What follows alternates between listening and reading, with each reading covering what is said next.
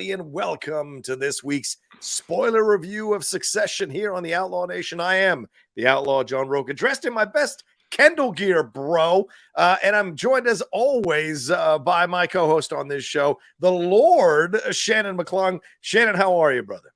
Johnny, I'm feeling regal. I'm feeling like a monarch, especially having watched a little bit of the coronation. Oh, did you really? Yeah, right on. I mean, I wasn't watching it; it was on in my home. Oh, that's fair point. That's a fair point. You're and as your lady, but I appreciate that. She actually, John knows my wife, Shani, Yes. and she actually found herself a plastic tiara that she put on for the occasion. I took a photo of it. I started to put it up on Instagram saying the queen of our house enjoying the induction of another monarch, but it didn't quite get there. I'm starting to understand why she likes to watch this show. No, the coronation was not allowed in our house, so I have to wait till she goes. My lady is going away tomorrow for a whole day back to LA to do some stuff. So I will probably watch a lot of the coronation on tomorrow because I do like that kind of stuff, even though I'm a massive Princess Diana fan. And speaking of terrible relationships between the couples, we have got a hell of an episode to break down here. Episode 7, Tailgate Party. This one co-directed by Shari Berman and Robert Pulcini, who have done American Splendor and a number of other films. So working well together. I mean, the quality of directors that they have brought into Succession speaks volumes about the kind of show that this is now and the status of the show, and these feature film directors wanting to come in and direct episodes. They do have experience directing TV as well, but this is this is kind of theatrical feature level type quality you're getting in a show like this. And certainly Shannon, this episode, Tailgate Party, so much going on here. Shiv and Matsson, and by connection Tom here, they've got their decisions and their machinations that they're putting in motion here. Kendall and Roman on the other side trying to slow the deal down, realizing that the bump up of the stock price off Living Plus wasn't enough to stop Matsson or the deal going through. So now they're trying to screw him over with the regulatory stuff. So they're setting that up. And of course, this is all happening as election eve is going on. We've got a party to go to at Tom and Shiv's place, and Tom and Shiv, who we thought were back together, now have the break. I think by the end of the episode, have the breakup that we've all gone through, that breakup where you cross that line, you have that one extra fight that is the end of everything. And it certainly feels that way coming out of that scene at the end of this episode. And we've got stuff with Ebba and poor Connor still handling stuff with the funeral, and now trying to get pawned off by a Roman so that Mencken can win here. So a lot of movement, a lot of politics here, and a lot of switching of allegiances throughout this episode. So Shannon McClung, your thoughts here on episode 7 of Succession season 4? Again, like every episode this season, to me, this is just another home run. Now it's interesting because I was reading some of the comments from the last episode, and how you and I are gushing over every episode. Like this is just checking every box, and how apparently it's not that way with everybody. Like by and large, the show has been very, very warmly received. But I feel like there was a comment last episode, just like most boring episode all season. I'm like, man, I don't know what to tell you. I mean, I'm just really, really enjoying it. Again, great performances across the board. Mm-hmm. I think Sarah Snook might take this one. The amount of revelations that she has mid-episode, the levels that she is getting to play, sort of, culminating with that incredible scene with Matthew McFadyen out on the balcony. Just super, super enjoyable. And we start to see that not only have the siblings splintered, especially Kendall, like he is out for himself now. And just, I mean, again, I know one of your hesitations going into the show was there's nobody to root for, and I don't disagree with you. but there is something just so just magnetically entertaining about this show, and I think a lot of it is just the performances, the writing, and the directing. You're just so involved with this story. And, watching how everything's playing out, it's like, the show, we know the show is ending. Yeah.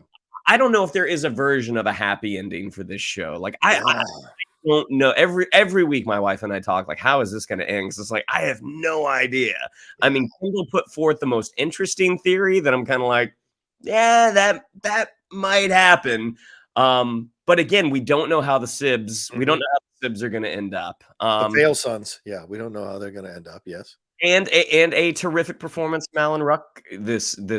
Oh, yeah. He's not been in every episode like most seasons. He is one of the central players, but he's not in that core, which is Roman, Kendall, and Shiv.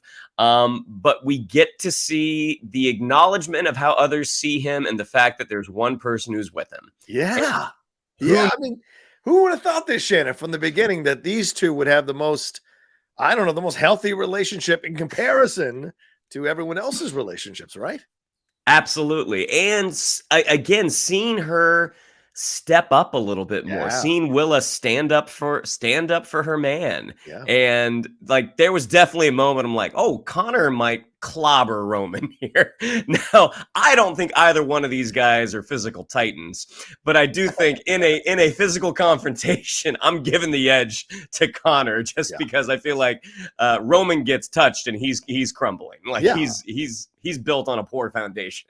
I mean, they used to put him in cages when he was a kid, so I have a feeling that would come back to him in PTSD in a way, and he would be the submissive if any fight broke out between him and Connor. And you're right, when Alan Ruck stood up and put his hands on Kieran Culkin's chest to kind of, say like, hey, you all may think I'm an idiot, but there's one person who doesn't. There was that feeling like, oh my God, is he going to knock him out? But no, Connor has dealt with the slings and arrows since he was a child, and hearing, that speech he had a few episodes ago talking about, hey, I've learned to live without his love. I've learned to find strength without it, not need it. You are the ones who need it so much. You are the ones who are constantly seeking approval. I don't. So when Roman devolves into the worst asshole aspects of himself and just unleashes on him and Willa, credit to both of them for not, chiming in and giving it right back, because they're secure in what they have. They're secure in what they've got going on. And they see Roman as just this guy now, this misogynistic, sexist asshole adrift out into the water and not even taking the top position, allowing his brother to step over him in essence with that Living Plus presentation and take. So he's an emasculated little boy right now. And so they didn't feel the need to punch down. Even Willa didn't, you expected Willa to step up and be like, fuck you. No, Willa just like, okay, all right, let's get out of here. And that speaks volumes about where they're at. So, but still, Omar, I don't know if I don't know. We'll see where he ends up being an ambassador, but that's an interesting subplot that was going on. All right, so we're going to dive into the episode here. And the way we're going to break it up is we're going to talk about everything before the party, then the party, and then Tom and Shiv separately. So just to let you know, that's how we're going to break this thing down. So let's jump into it right off the bat here. Shannon, we got Tom and Shiv. They're hosting this election eve party that was going to be hosted by Logan, but they're hosting it now at their place. We know they're back together with their illusions about sex. Tom brings in a breakfast, gives her a gift, and it's a scorpion in essence. And Shiv is not 100% happy with this. I saw a reviewer say, do not give your significant other any arachnid to claim that they are that. And I think that's a correct approach in life.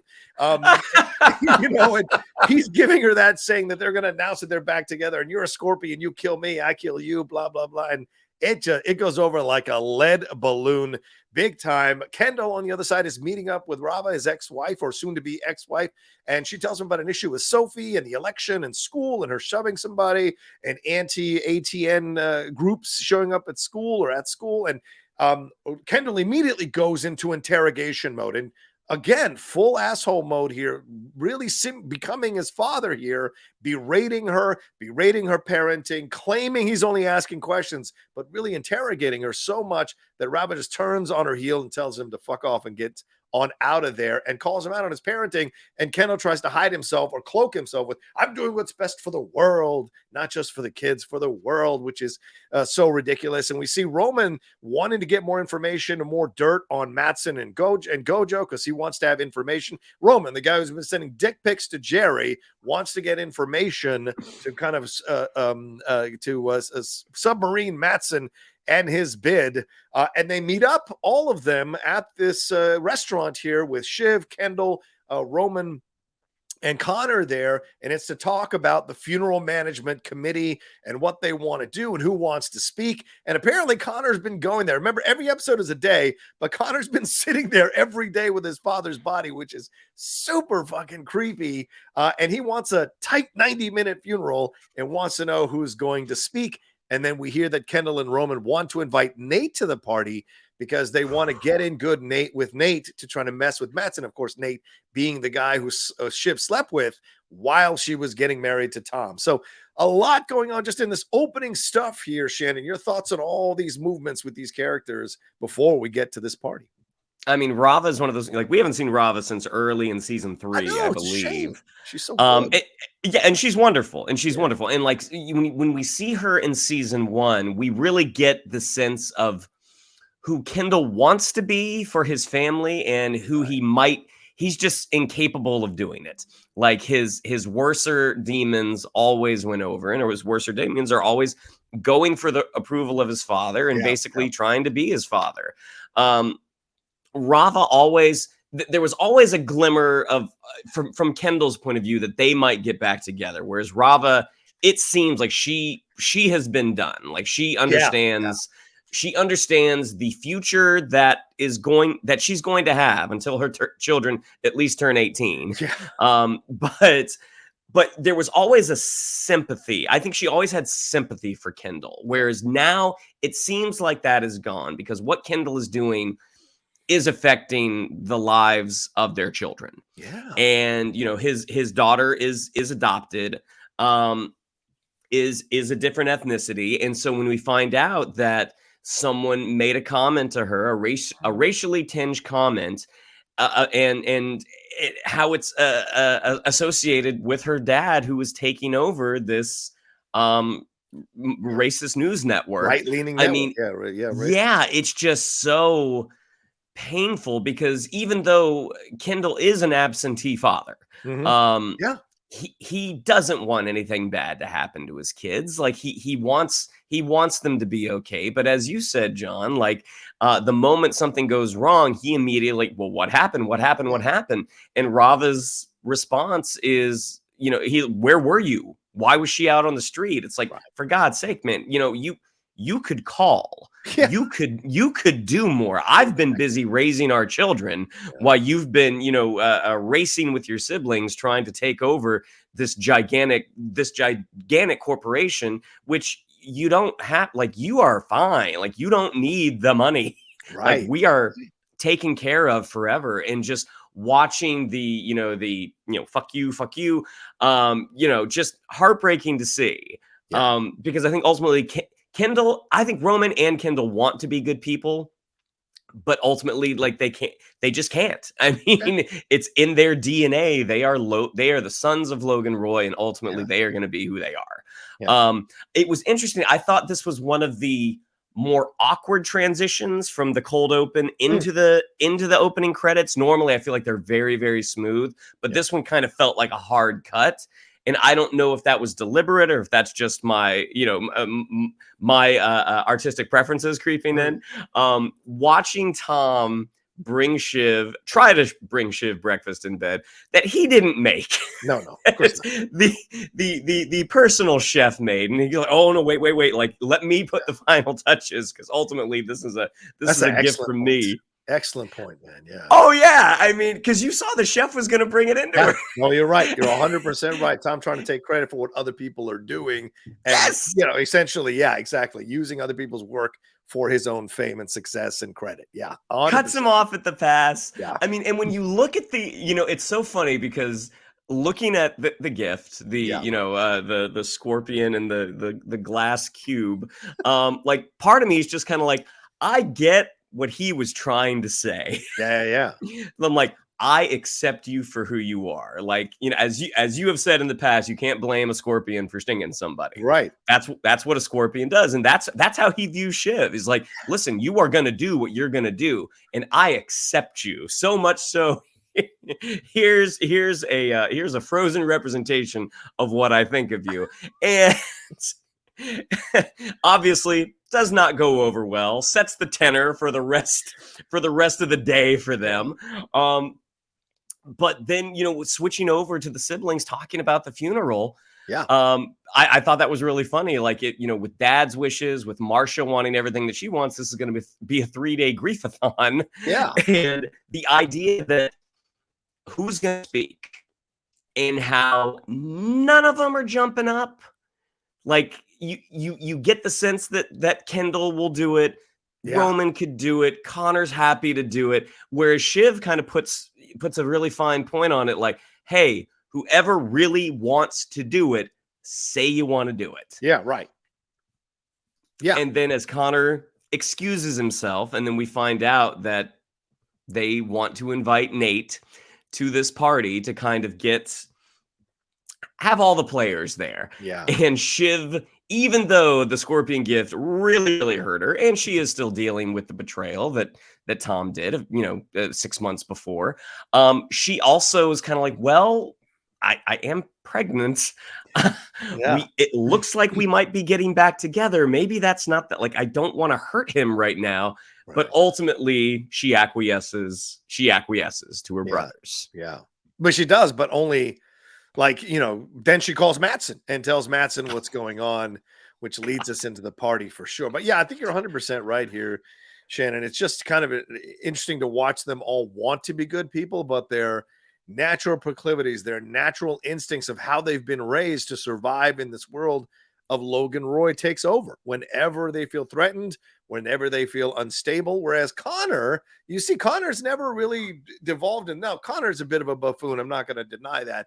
But Connor doesn't necessarily go to the dirty, angry, horrible place. Now, is he super anal retentive about functions and about parties and what goes where? Absolutely. We saw Tom do a little bit of that when we get to the party with the wine, but his natural instinct is not to, you know, set everything on fire or eliminate his siblings or cut them out, as we see Kendall do at the end of the show. It is this episode, rather. It is just incredible to see the difference. But you see them each becoming their father, as we said, in different ways. And, you know, I see people like trying to defend Shiv, and they're all horrible people. This has nothing to do with gender dynamics or gender anything. They're all horrible people in different ways. And as Shannon said earlier, that's what makes them interesting to watch, but not root for. And, you know, and I think when you're watching Shiv here, she gets offended by the scorpion thing, but she is a scorpion. She is someone who lies in wait and will sting you when it serves her purpose. And certainly Tom calls her out on that, and she calls out Tom on his stuff later on in the episode. So it's so interesting because they don't want to be seen a certain way. They all want to think they're good people, and they're trying to do good work. Even Kendall lies to himself when he's yelling at Rabba, like, you know, I'm doing this for them, not for me, for them. And she laughs and says, okay, and walks off. So we see they're deluded by this idea. They're not aware of their own behavior while they're trying to judge other people's behavior, which I think is such a dangerous combination to have for sure. But let's take a quick break. And before we jump into, actually, you know what? Let's just keep going because we're not at the half-hour mark. So we're good. So let's get into the party here, Shannon. Let me just throw in some stuff here. Tom and Greg are there, and Greg, who was Shannon's favorite guy, defended him so much. Well, Greg, Mr. Fire everybody over Zoom. I thought I was watching a scene from Up in the Air, Shannon. I thought it was so horrible. It was so horrible. And apparently firing ATN people. And here's the thing. For all Tom's, you know, indignation and yelling at Shiv on the balcony, don't forget this scene where he serves Greg up to fire all these people, and he gets such a special joy and glee at watching Greg do it. Tom is not a good person. Fuck Tom. And so seeing those kinds of things, you get a good idea. But we find out that Menken's numbers are not going well, so they want Roman to convince Connor to drop out of the race so that Menken could get the nomination. This is all at the party, this election eve party, where we have people from multiple different parts of the spectrum here, as Kendall points out. Nate shows up at the party. Tom greets him, and it's a weird kind of, because remember, this is the guy that was sleeping with Shiv. He knew about it, and the wine comes back into play because remember, that was an issue when they saw each other the last time. So there's there, and then Jerry and Frank show up. She's apparently still angry. Roman thinks it's been smoothed over. It hasn't. Kendall does another one of his speeches, and then talking about his dad and talking about this kind of stuff, and we're going to go and do this, and we're great together, and points out everybody. And then Matsson walks in right in the middle of the moment of silence for Logan Roy, which is so funny. He's come storming in with their Swedish and talking all this stuff, ruining the moment. Shiv is playing like she didn't know he was coming, totally fooling Kendall and Roman, who are freaking out. And she is scheming with Matsson. She talks with, she brings Matsson over to talk to Nate. They insult Kendall and Roman.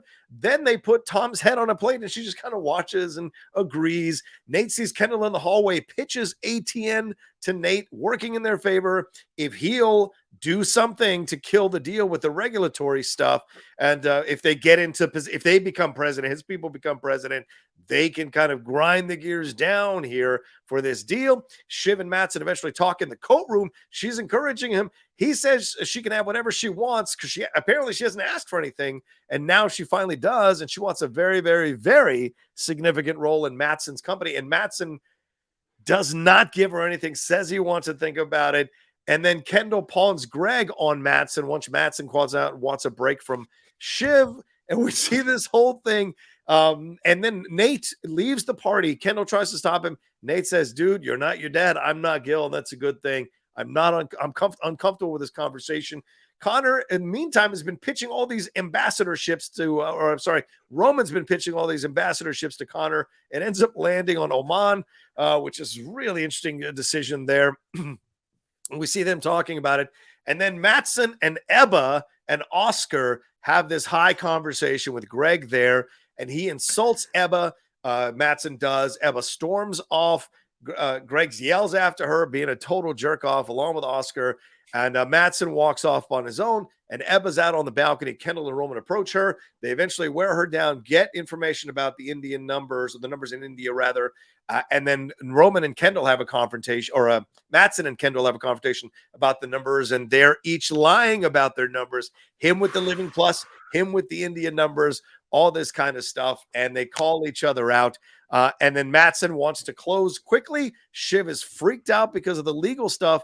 And she realizes after she hears about the numbers that she might have backed the wrong horse again. And then we have this scene between Roman and Jerry where Jerry tells him, I want hundreds of millions of dollars, and don't fuck with my narrative. If I hear anything over the next 5 years, I will issue all those dick pics. I will put them out to totally embarrass you. And then as we spoke about, Connor and Roman and Willa have that confrontation there about the ambassadorship.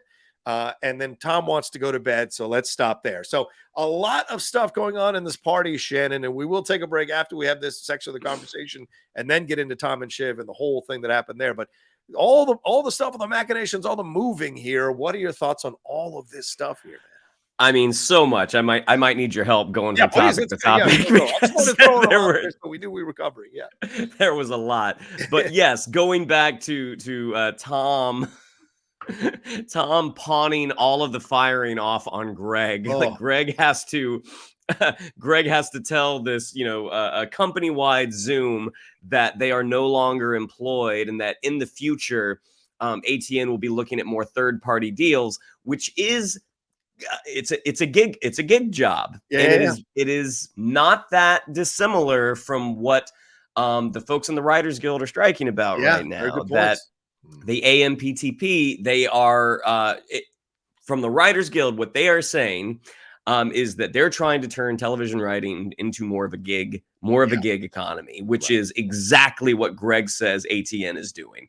And obviously this was written, this episode would have been written a long time ago. So the fact that Jesse Armstrong and his team, I mean, maybe it's just coincidence, but it does seem strangely prescient that is the episode that happened the week after the strike started. Right.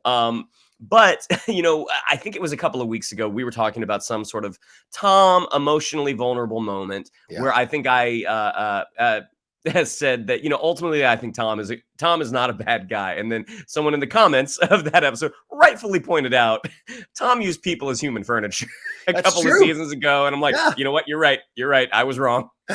So watching Tom, crying these crocodile tears when he's in front of the camera. And then as Greg is basically telling these people that they are no longer employed and Tom's off to the side, doing the cry face. I mean, just icky. Yeah. Getting to the party. Now, God, sorry, Johnny. What is the next part? Oh yeah. Do you want to talk about Nate, or do you want to talk about the Matsson with Shiv stuff? What do you want to tell in the numbers? You know what? Let's go with Nate. Okay. The fact that when Tom sees him come in, well, first Shiv tells Tom like, "Hey, Nate's gonna be here because of X, Y, and Z." Okay, yeah. And we see Tom trying to push this kind of, a shitty German red wine. And that when he sees Nate come in, there's a server going by with a tray full of drinks, and he grabs the red one to give to Nate and talking about like, oh, it's good. Hello, Nathaniel. Like, good to see you. Like, it is just so gross. Yeah. It's dude watching stuff. how Oh, yeah. And watching how Kendall's trying to be like, hey, you know what? If your guy wins, we can make ATN a safe place for you. And then as he's kind of like, you know what? My folks aren't thrilled at watching me be cozy with you all. So I got to go. And Kendall, again, is trying to prep that lane to be like, hey, man, this is a safe space. And him saying, I'm uncomfortable with the tenor of this conversation. Like, you can see repeatedly how the Roy children repeatedly overplay their hands. Yes. They think dad did it. I can do it. They cosplay as their father, but they don't have the hubris and the gravitas that their father has. And Nate calls Kendall out on it, Yeah. None of them have the fortitude to see it through. As Kendall is giving his speech, saying like, let's have a moment of silence for the big guy. And then as Matsson and Oscar, like Oscar is one of these guys that pops up. It has a few lines in every episode, but that guy is just a slab of Swedish dickhead. I mean, we all know an Oscar. Yeah. Oscar. He is such a funny character that anytime he gets featured a little bit. Again, like Oscar, I'm like, Oscar has probably murdered someone at some point. At college, probably. Yeah. That is 100% what I think. Watching how the Sibs reconvene on the balcony after Matsson and his crew have gotten there. Shiv doing a terrible job at being like, I know. What the fuck? Yeah. Like trying to play both sides.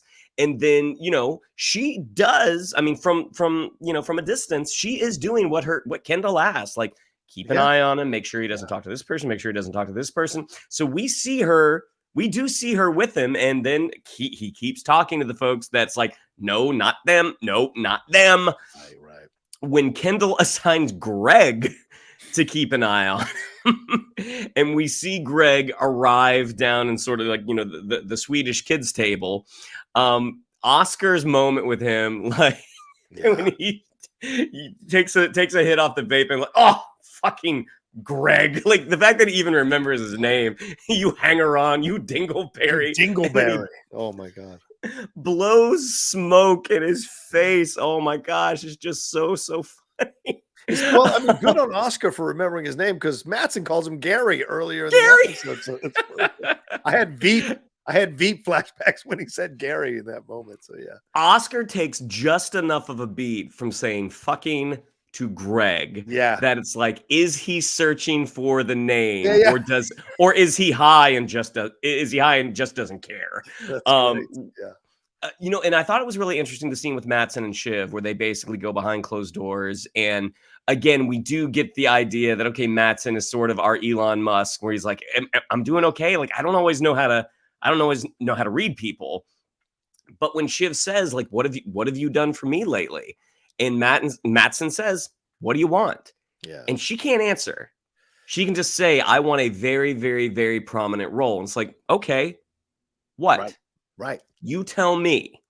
what it is you want. And I think that speaks, I think that speaks loudly to Shiv's character, is ultimately she is fantastic from the sidelines, but when she is in the pole position, when she has to make a decision, whether it be with business, whether it be with Tom, she is so hesitant to actually to be the one to make the call. Well, and that's what's confusing to me, Shan. I see all these people coming out going, yeah, Shiv should run things. Shiv, yeah. And I'm like, what are you talking about? She has little to no experience with this company. And just being around it doesn't mean she knows the day-to-day machinations and operations of everything. And by the way, Roman as well. Roman wasn't that qualified to be in the positions that he's in. So I see people championing that Shiv should be the one that comes out on top. I'm like, you all are insane. She is just as incompetent as Kendall and Roman in different ways. And the fact that she waited this long to ask for what she wants from Matsson after Matsson's been using her to set this whole thing up speaks volumes about how incompetent she is at understanding how these things work. She's a badass. She's tough as nails. She's a scorpion. But in these moments, as you said, Shannon, she falters. She doesn't understand. She doesn't get it. And Matsson himself, his reaction when she asked for what she wants, after he said, I'll give you what you want, he's like, can I think about it? Can we circle back to it? So, and she doesn't press it, even though she says like, no, you can't think about it. She doesn't press him. She doesn't force him to stay in the room and commit to her what he can give to her. She just kind of rides it out and hopes something will work out for her. And that's the mistake. And there's no respect for that. I don't understand people trying to create like she's got this unhidden power, this hidden power. I'm like, no, she's not good at it. None of them are good at it. That's the whole point of it. Yeah. None of them are actually suited for the job. Yeah, not at all. Not even a little bit. Yeah. Roman crumbles under the pressure. Shiv won't make a decision, and Kendall shoots from the hip too much. Yes, like it's like the Living Plus thing went well, but that was also luck. That was a lucky accident. You're right. He got lucky. That's not to say that none of them have no good qualities, because from a business standpoint, like they do have some good business qualities. Yeah. But being the person, being the decider, none of them are actually really suited for the job. The whole thing with Ebba, as they discover that, Matsson has some significant skeletons in his closet. And this is to the Sarah Snook performance. Like, we see that moment on her face of, shit, these Indian numbers are inflated. I backed the wrong horse on this. And the moment between, again, that was the Kendall Matsson moment. Yeah. Man. That, to me, it reminded me of Luke Cage season 1 with Mike Coulter and Mahershala Ali as they start to get close to this confrontation where Mahershala Ali's character knows that Luke Cage will take him apart. But it's like watching sparks hit land close to a thing of gunpowder. And that's what this looked like, was Matsson and Kendall both have a barrel of gunpowder, and they're throwing matches at each other to see, all right, who's gonna do what. It's fighting. It's the game of fighting that Tom and Shiv were doing. Yeah, absolutely. Exactly. And then watching but he's like, but you like the deal. I love the deal. Biggest overpayment in history. And you see they have an audience for all of this. Like, all of these people are going to be wagging their gums about what happened. Oh, yeah. And again, we already talked about the Roman and Jerry. Like, again, Roman has no allies. Roman sees like everyone, like Kendall is leaving him in the dust. Shiv has already left. His one ally that he always had was Jerry, and he fired her, and he's trying to walk it back now.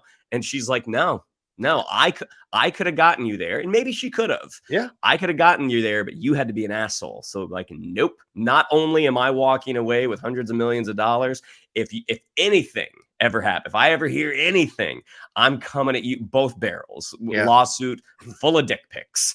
And we see Roman like having his ego dinged. Who can he go to? I'm going to Connor. Let's get this deal. Let's get this finalized. Like, you're going to drop out. They're going to give you an ambassadorship to Oman. The fact that they led with Mogadishu. Yeah, I know. Right. I'm like, I don't know. Again, I'm not a geopolitical figure. I'm like, I don't know if the U.S. has diplomatic relations with Somalia. But the fact that Slovenia, Slovakia, Oman. Yeah. And when Connor's just kind of like, you know what, we worked really hard on this. No, I'm not ready to do it. And Roman just immediately goes on the attack. Yeah. And Willa standing up for him, Connor standing up. Kendall has to get into the point where he tells Roman to back off. Right. And he says no. And you see Connor and Willa leave of their own accord. Like, nope, we'll see you tomorrow at the polls. So yeah, the whole episode was just so great, leading to this big scene that we're about to chat about. For sure. One thing I want to throw in and maybe get your quick thoughts on, Shannon, is that I was reading the NPR review. Great job by them, and I want to give love to the author, or the writer rather, of the review here, Linda Holmes, pointing out the misogyny in this season, and certainly in this episode. Right, you have Kendall dismissing his soon-to-be ex-wife and her parenting abilities. You have the Roman Jerry situation, her mentioning the dick pics. Roman is going wife to Willa when they were officially married, so you actually can't put that in quotes, but he's being such a dismissive dick to her. Matsson's treatment of Ebba and making fun of her social anxiety disorder while he goes into the room with Shiv and basically admits that he doesn't know how to read people. So the same situations, they all have antisocial, weird kind of inability to understand social cues, yet he's willing to judge her in a negative and sending the, bodily fluids that he shouldn't be sending to her and those kinds of things. And then Roman and Kendall cornering Ebba on that balcony and essentially wearing her down till she reveals the India numbers. That's those kind of this misogyny is running through. And even Tom, when we get to the Shiv stuff, a lot of misogyny there as well. So it's an interesting twist and dynamic to add that has become a much more obvious thing in this season, I think, as we've watched, and especially in this episode as we watch the show.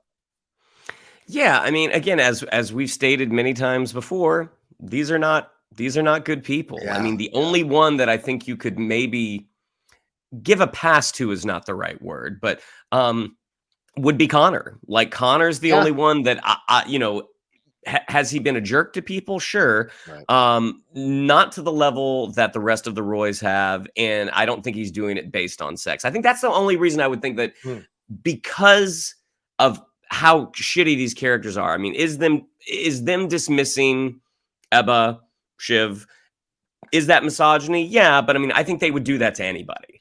I don't think it's purely based on gender. Yeah.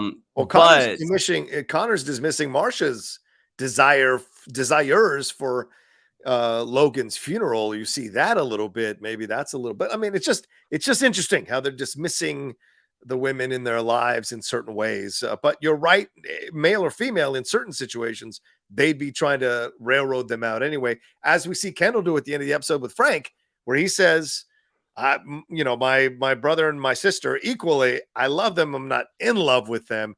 In essence, one king, one crown, screw them. So yeah, in that way, I guess you've got a point there for sure. Yeah. Well, and also, I mean, this is one of the things, because again, there was so much material in this episode. Yes. One of the things that I forgot, which, Kendall and Roman show up like knights in shining armor to Ebba, like, hey man, we saw what happened. We are here for you. Ooh. Us as the audience know this is bullshit, that they are trying to find some bullets to load into the gun. But when she is the one who reveals the inflated numbers through India, when Kendall approaches Matsson in that very public confrontation, when he starts saying, statistics, numbers, we see the camera flash over to Ebba like, motherfucker. Yep. Like, I just told you, oh my gosh, you're selling me down the river like that. Yeah. Like, so you see just, again, how not great these folks are. Yeah. And again, shout out to the directors who placed the camera perfectly. On that balcony, it looked like two lions approaching a wounded gazelle to take what they could take from her. And so it was like, oh my God, it's so rough. Speaking of rough, we're going to get into that scene here with Tom and Shiv to wrap up this review here right after this. There we go. That's what I've got. All right. This way Shannon doesn't have to do a song. All right, Shannon. Let's get into this. I mean, we start with the scorpion thing. We thought they were back together. Certainly illusions about sex. They're texting each other. She says, I hope I didn't break your dick. So clearly there's a lot of fun going on between them. Maybe they're re-sparking this love. Tom even said, we're going to announce we're getting back together. Then Tom, progressively through that party, feels so emasculated because Nate shows up, who's a reminder of the times that she cheated on him. And then he finds out that she casually was a part of talking about axing Tom once Matsson takes over, and it became a thing that ran through the whole party. We had that random old dude, Steve, I think his name was like, oh, I hear that you're gone. Oh, maybe I heard wrong, you know, and so it becomes a thing. And it all leads to Tom going, I want to go to bed. I'm going to bed. I'm tired. I got a big day tomorrow. It's election tomorrow, blah, blah, blah. She says, no, stay with me. Can't you stay 45 minutes? And then they storm out onto the balcony and they tear each other to pieces, quote unquote, clearing the air. They tear it. There's no winners here. They were both horrible to each other. They both said the most brutal things you can say to each other. Both were right. Both were wrong from certain points of views. And I've been in those fights a couple of times in my life, and you don't come back from those fights usually. And that's really, you're with the wrong person if you're having a fight like that in your relationship. And by the end, Tom goes to bed and tells everyone to get the fuck out of his house. They don't leave. He walks up into his bed. We see Shiv in her bed, and neither one can sleep. I've also had that experience. You're wired from having told all this truth at once, and your energy is just going to keep you up all night. It's the worst situation to be in. But for us, this 6.5 minute scene, Shannon, as actors, we can't help but marvel, right, at the back and forth, the dialogue and the performances from both of these actors. Yeah, tremendous scene. And again, we see throughout the episode repeatedly Shiv cutting Tom's legs out from under him. Yeah. Sometimes to his face, sometimes when he's off in the corner, like when Nate mentions leadership changes at ATN and Matsson saying, oh yeah, there's gonna be a lot, especially at the top. And he's literally like, Tom, like even Nate, who has no love for Tom, I think he's probably a little surprised that he's talking about this in front of Tom's wife. Yeah. Like, really? Like, oh my gosh, boy, did I make did this work out for, boy, did I dodge a bullet, not hanging out with you in any sort of, you know, serious capacity. The moment where Shiv says Tom's a 1 pepper item on a menu, you know, which is a reference to if you're ordering something spicy and there's generally 3 or 4 peppers, and Tom's a 1, Tom's light. Yeah. Just hearing this. Thanks, honey. Yeah. Yeah. Again and again and again. And then as they finally get out onto the balcony and, you know, just as you said, just going at each other, where Tom is like, I love you. I'm staying with you because I love you. And Shiv's saying, no, you don't. You don't love me. You love my DNA. Like you went for me for access. Yeah. And then when she says, you know, you stole the last 6 months away from me with my dad because of that betrayal. You sucked up to him and you cut me out. Like that whole situation, culminating with Tom saying, you should not have children. I know, right? And again, us as the audience knowing that she is with child. Yeah. Presumably Tom's. You know, it is just it is a masterclass in acting to watch how these two, because it's very easy, as you know, to go from 1 to 10. Yeah. To go like I'm not angry, now I'm angry. But being able to play the levels in that, being able to play the I have a genuine affection for you. I had a genuine affection for you, but you've made me so angry. Here, you've made me so sad. Here, you have enraged me. Watching the two of them play, I mean, it is not even, I don't even think peaks and valleys is the right way, because even that's just too binary. I mean, watching how these two played this scene, years of unspoken frustration and rage and sadness, where he says, you shouldn't have married me. And she's like, you proposed to me at my lowest possible moment. What was I going to say? How about no? Like, oh my gosh, just again, like having had some of these disagreements with a partner in the past, is marveling at the level of control that both Sarah Snook and Matthew Macfadyen have, but also just in sort of a visceral human point, just like watching these two people who at one point did have a genuine care for each other just tear each other apart. Oh, really hard to watch, but also fascinating. Actually, I 100% agree. And, you know, Shiv saying, I don't like you. Like, I don't even like you. Like, there's that, wow, that's when you hear that, man, it is over. It is over when you hear that from a woman in a back and forth like that. And certainly Tom got his shots in, and Tom wasn't wrong. Because remember, she said, like, oh, you took the last 6 months I had my father. She was getting ready to backstab Logan with Kendall and Roman. So this idea that it was Tom who took her, and Tom even retorts and says,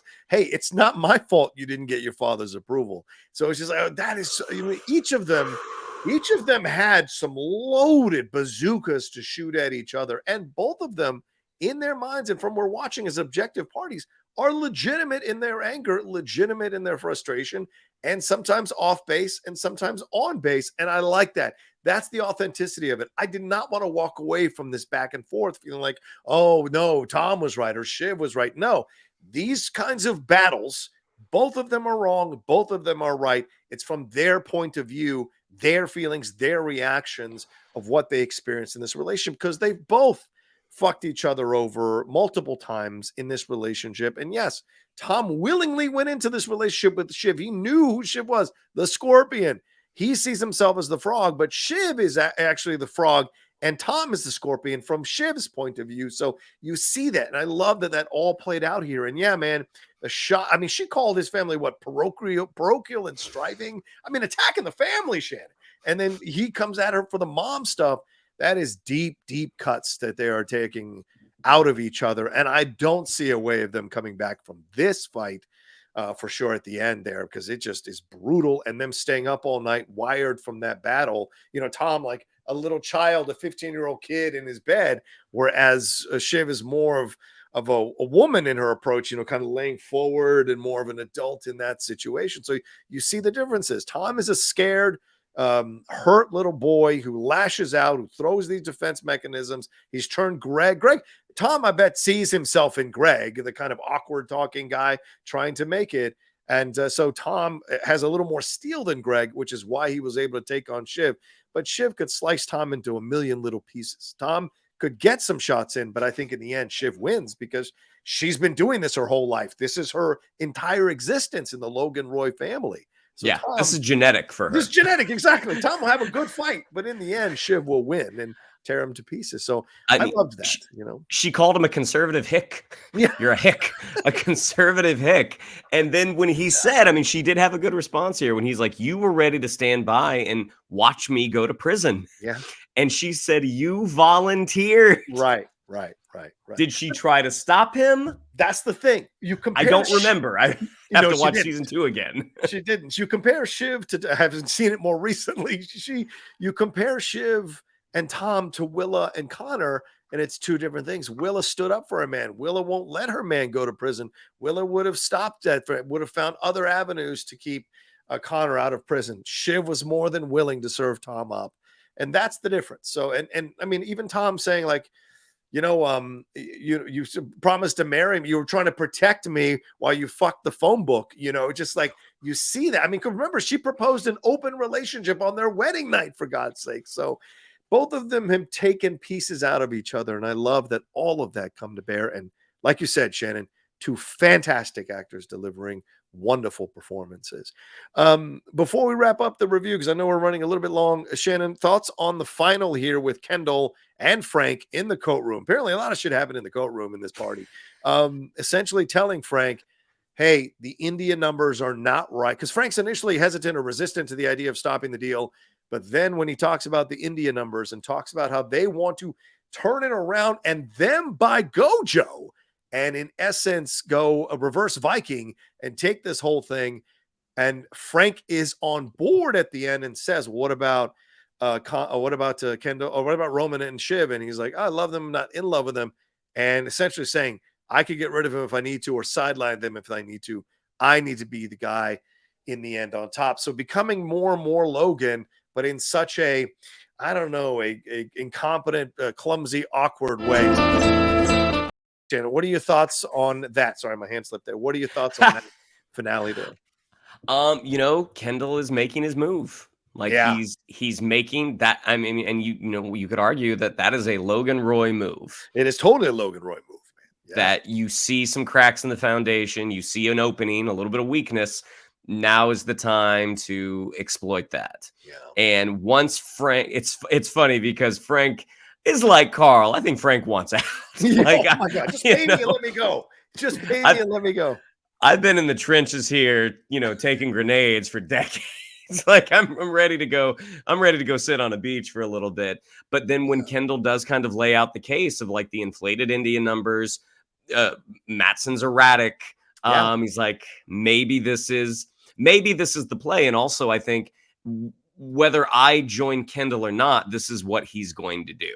Yeah. So maybe my only course of action is to back the air at this point. And we have a sample of that when he calls Matsson calls Roman's or Kendall's numbers gay, which is really like, Jesus, that is not something we say nowadays. So just right there in front of everybody, like you said, tongues wagging, social media is going to be talking about that. So do you really want this person in charge? So it's going to be interesting to see if they turn it around and take it all over. And maybe Kendall is sitting on top of the pile by the end of this season, but with no one with him. No one, no family, no wife, no, the children don't want anything to do with him.